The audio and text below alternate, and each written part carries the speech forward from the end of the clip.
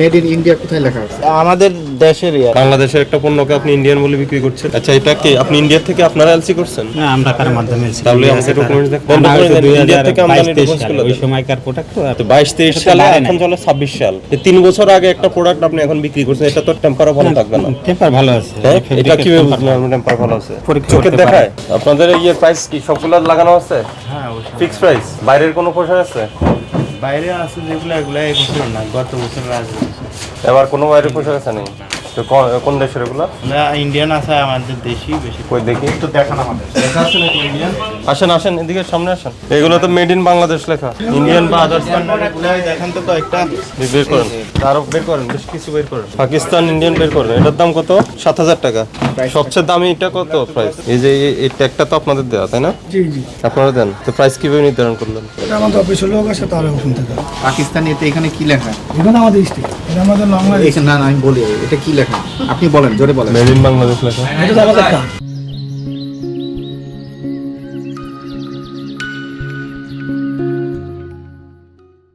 আপনাদেরই তো কার্ড, তা আমি কি আসছি কার্ড, আপনি তো কার্ড।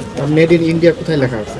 এটা তো স্যার ইন্ডিয়ান হলো এটা। আপনি একসাথে দুই রকম লিখছেন কেন? এখানে ইন্ডিয়া, এখানে স্যার আমাদের প্রাইস, আমাদের তো না না, প্রাইস না, আপনি প্রাইজের কথা বলিনি। এটা কি ট্যাগে লেখা? ট্যাগে মেড ইন বাংলাদেশ লেখা, এটা বলতে তা চাচ্ছেন? দুই রকম কথা হয়ে গেছে না? বিক্রি করতেছেন ইন্ডিয়ান বলে। আমাদের দেশের এটা হলো মেইন আপনার, এটা হলো ইন্ডিয়া।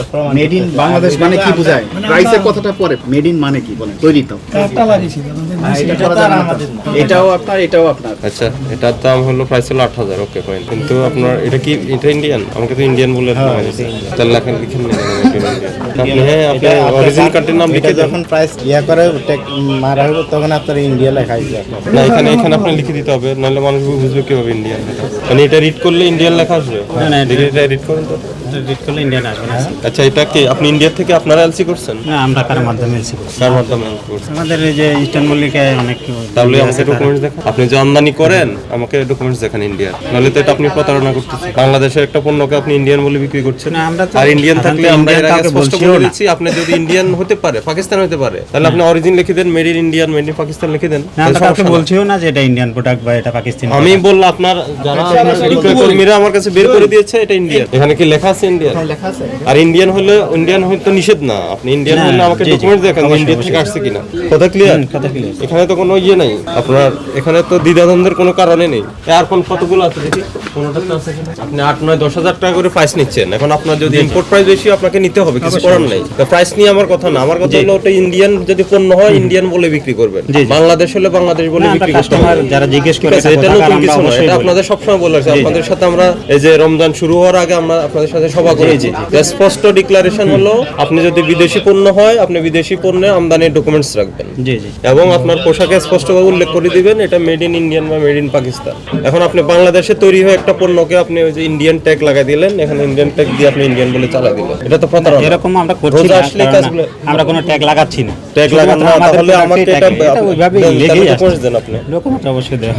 দেন, এখন এটা সর্বশেষ বন্ধ করে দেন। ইন্ডিয়া থেকে আমদানি 2022 ডকুমেন্টস গুলো ওই সময়কার প্রোডাক্ট তো আপনি ডকুমেন্টগুলো আমি 22-23 সালে এটার প্রাইস কত ছিল? সেমই ছিল। আচ্ছা, তো 22-23 এটা তো সালে, বাড়ে এখন নাই। চলে 26 সাল। এই 3 বছর আগে একটা প্রোডাক্ট আপনি এখন বিক্রি করছেন, এটা তো টেম্পারও ভালো থাকবে না। টেম্পার ভালো আছে। হ্যাঁ, এটা কিভাবে বুঝলেন টেম্পার ভালো আছে? পরীক্ষা চোখে করতে দেখায়? 3 বছরের পুরাতন একটা পণ্য স্টকে রেখে দিয়েছেন, এখন বিক্রি করছেন, এখন রোজা আসছে বিক্রি করছেন, এটা তো আপনার ইয়ে রোজার জন্য না, এটা তো রোজার quality আগেও ঠিক আমাদের থাকবে না। এখানে ছিল।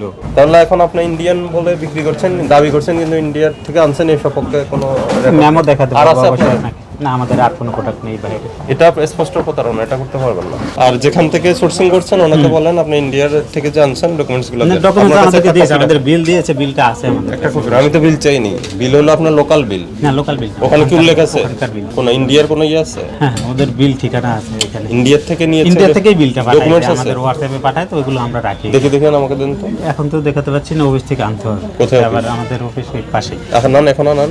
আপনাকে আমরা আজকে 10,000 টাকা জরিমানা করলাম, আর এগুলো ঠিক করেন, এরপর আমরা আবার আসতেছি।